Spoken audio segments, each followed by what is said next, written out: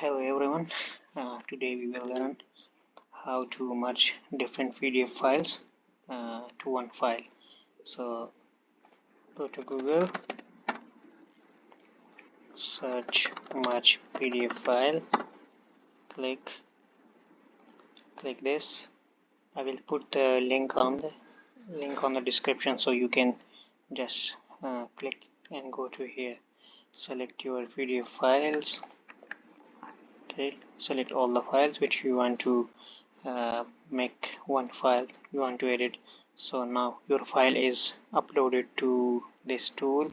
Now click on merge PDF.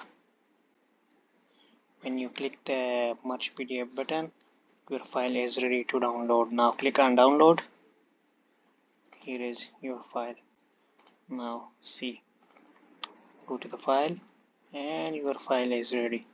So you can merge different PDF files to one PDF files.